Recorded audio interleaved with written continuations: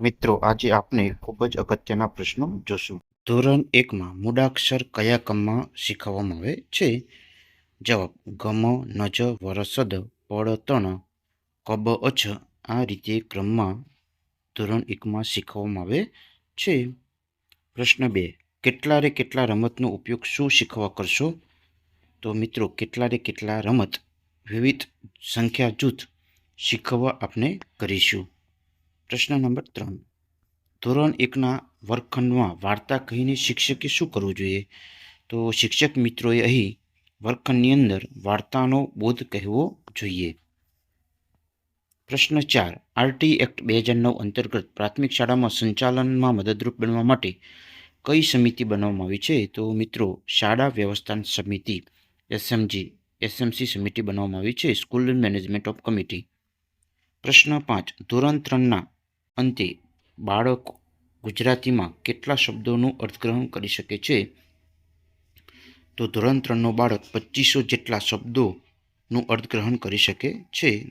પ્રશ્ન 6: ધોરણ 1 ગુજરાતીમાં કેટલા એકમ છે અને બધા એકમની સમજ આપવા કેટલા સમયગાળાની જરૂર પડશે? તો ધોરણ 1 ગુજરાતીમાં કુલ 10 એકમો છે અને તેને સમજાવવામાં વધુમાં વધુ 12 અઠવાડિયાની જરૂર પડશે. પ્રશ્ન 7: ધોરણ 1માં દાખલ થયેલ બાળકને પ્રથમ માસ દરમિયાન કેવા અધ્યયન અનુભવ આપવા જોઈએ? તો મિત્રો અહીં શાળાની અંદર શરૂઆતમાં શાળા તત્પરતાની જુદી જુદી પ્રવૃત્તિઓ કરવામાં આવે છે, એટલે બાળકોને શાળા તત્પરતાની પ્રવૃત્તિઓ કરાવવી જોઈએ. પ્રશ્ન 8: શાળામાં કાયમી દફતર તરીકે કયા પત્રકનો ઉપયોગ થાય છે?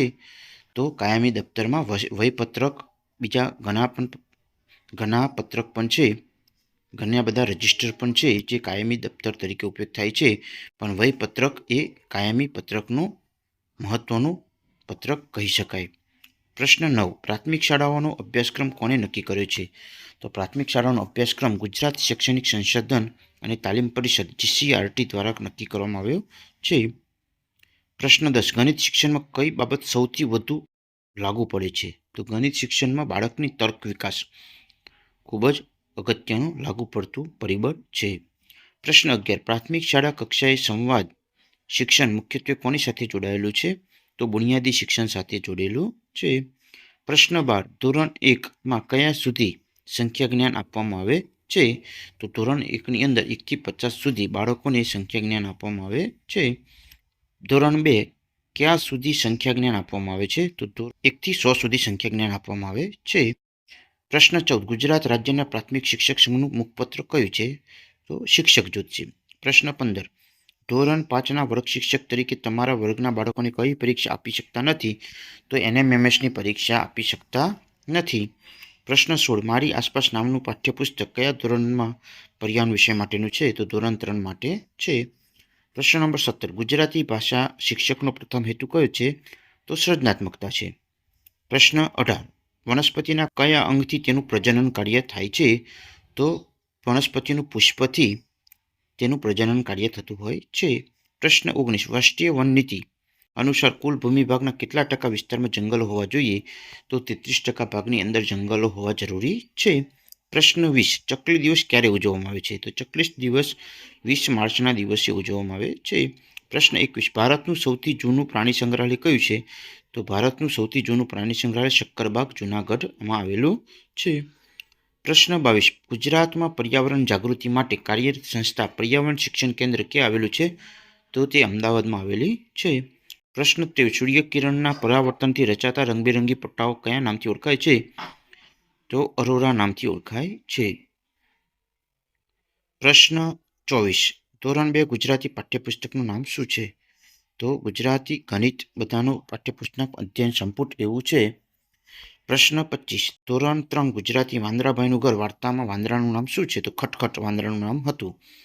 પ્રશ્ન 26: ધોરણ 3 ગુજરાતી પોટલા ટપકે ટપ ટપ ગીતના લેખક કોણ છે? તો પિનાકીન ત્રિવેદી ગીતના લેખક છે.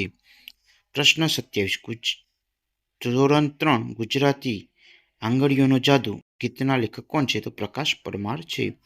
પ્રશ્ન 28: કૂતરો અને સસલું વાર્તા કયા ધોરણમાં આપેલી છે? તો ધોરણ 3 ગુજરાતી. પ્રશ્ન 29: ચાલો જોવા જઈએ મેળો એકમ કયા ધોરણમાં આપેલો છે? તો ધોરણ 1 ગુજરાતી. પ્રશ્ન 30: નાનકડી ઢીંગલી એકમ કયા ધોરણમાં આપવામાં આવેલી છે? તો ધોરણ 1 ગુજરાતીની અંદર આપવામાં આવેલી છે. પ્રશ્ન 5 ધોરણ 5 ગુજરાતી પાઠ્યપુસ્તકનું નામ શું છે? તો કે કારવ છે. પ્રશ્ન 32 મજા તો માળિયામાં કાતરિયામાં ગીતના લેખક કોણ છે? તો રમણલાલ સોની. પ્રશ્ન 33 હું અને ચંદુ ગીતના લેખક કોણ છે? રમેશ પારખ. લુચ્ચો વરસાદના લેખક કોણ છે? તો કાકા સાહેબ કાલેલકર છે. પ્રશ્ન 4 ગુજરાતી પાઠ્યપુસ્તકનું નામ શું છે? તો કુહુ છે. પ્રશ્ન 36 લીલાછમ ખેતરનો રખેવાળ પાઠ કયા ધોરણના કયા વિષયમાં આપેલો છે? તો ધોરણ 5 ગુજરાતીમાં આપેલો છે. પ્રશ્ન 37 ધોરણ 3 કલસોલમાં કેટલા એકમો આપેલા છે? તો કુલ 10 એકમો આપેલા છે.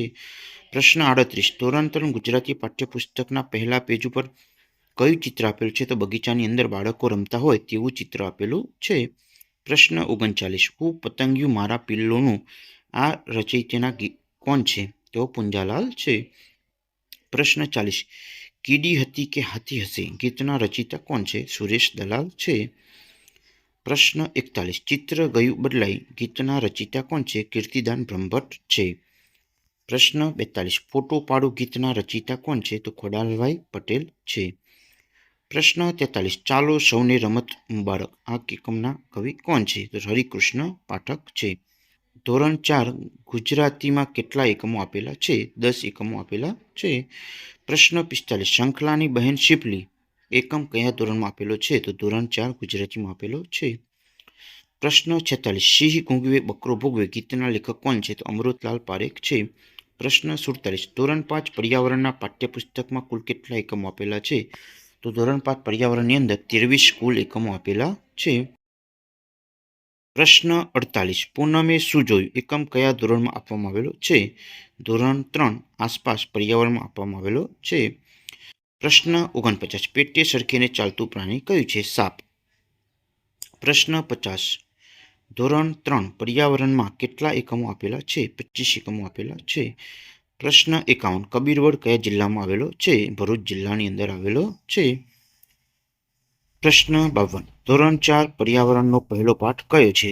તો ધોરણ 4 પર્યાવરણની અંદર પહેલો પાઠ છે રોજ નિશાળે જઈએ. પ્રશ્ન 53 ધોરણ 3 એકમ આપના વાહનોમાં કયું ગીત આપવામાં આવેલું છે? તો રેલગાડી છોક છોક છોક જેવું સરસ મજાનું ગીત આપેલ છે.